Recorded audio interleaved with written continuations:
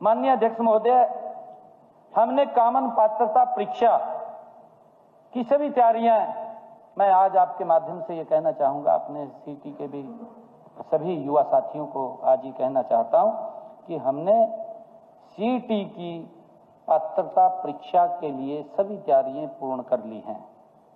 लेकिन कुछ उम्मीदवार इस परीक्षा के नियमों में, हमारे कुछ युवा हमें मिले आकर के, और उन्होंने आकर के ये बात कही कि इसमें कुछ बदलाव किया जाए। उनके कुछ सुझाव आए हमारे पास युवाओं को।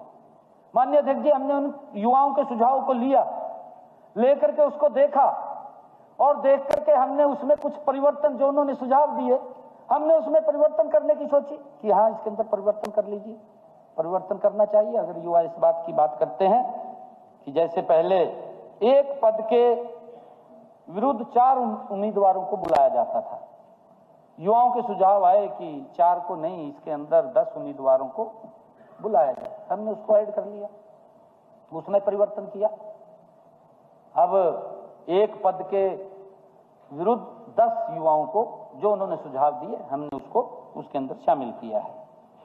आदरणीय अध्यक्ष जी, हमने नए नियमों व मानदंडों के अनुरूप इस परीक्षा की तैयारियां जोर शोर से की जा रही हैं, और मैं आपको बताना चाहता हूं कि हम सीटी का पेपर मई माह में आयोजित कर लिया जाएगा। हम उसकी तैयारी में मजबूती से लगे हुए हैं।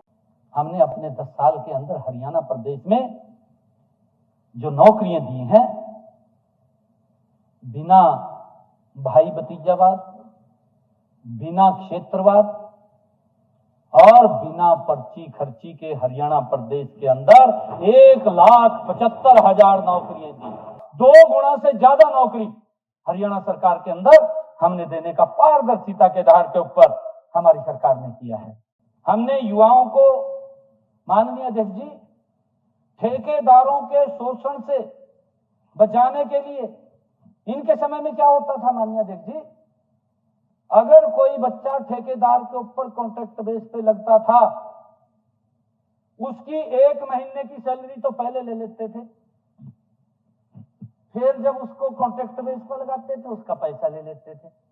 कितना शोषण युवाओं का होता था। उनको पूरा पैसा नहीं माननीय अध्यक्ष जी मिलता था, पूरा मानदेय नहीं मिलता था, हर महीने 1 महीने की सैलरी देनी पड़ती थी, लगातार 3 महीने तक, 4 महीने तक। और कई बार तो माननीय अध्यक्ष जी ये हालात थे, 1 महीना काम करवाया और लास्ट के दिनों में उसको बाहर कर दिया, दूसरे को रख लिया, उसको पैसा भी नहीं दिया। इस प्रकार का शोषण माननीय अध्यक्ष जी इनके समय के अंदर ठेकेदारी प्रथा में होता था। हमने उसको बचाने के लिए कौशल रोजगार निगम का गठन किया। माननीय अध्यक्ष जी, भी किसी युवा के साथ अन्याय ना हो, उसको पूरा सम्मान मिले, और उसको लेकर के हमने कौशल रोजगार निगम गठित किया।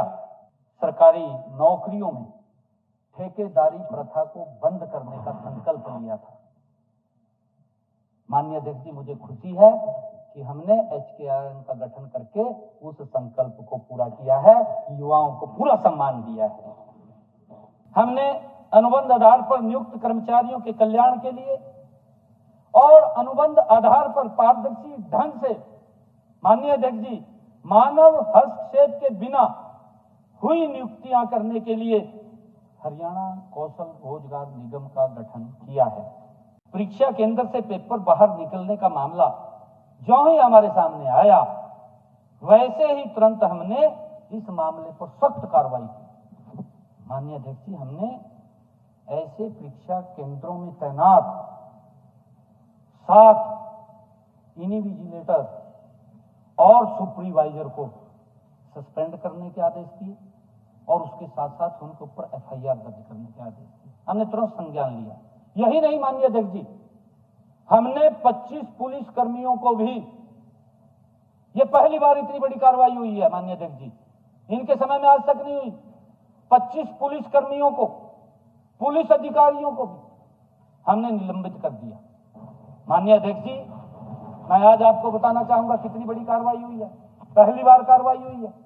हमने 4 DSP रैंक के अधिकारियों को, 3 SHO, 2 चौकी के इंचार्ज और 16 पुलिस कर्मियों को भी कार्रवाई की है उनके ऊपर। उनको सस्पेंड किया है। और इसके अलावा हमने माननीय अध्यक्ष जी 4 बाहर के लोग कि किसने पेपर बाहर किया है, केंद्र से बाहर किया है, 4 ऐसे बाहरी लोग जो पेपर लेकर के आया है उसके खिलाफ, और 8 विद्यार्थियों के ऊपर भी FIR दर्ज की है जिसने बाहर किया है। कितनी सख्त कार्रवाई की है माननीय अध्यक्ष जी, क्योंकि हमारी सरकार का ये कमिटमेंट है कि पारदर्शिता परीक्षा प्रक्रिया हमारी सरकार की प्राथमिकता है और इसमें किसी भी प्रकार का कोई समझौता नहीं है माननीय अध्यक्ष जी, कोई समझौता नहीं है किसी प्रकार का।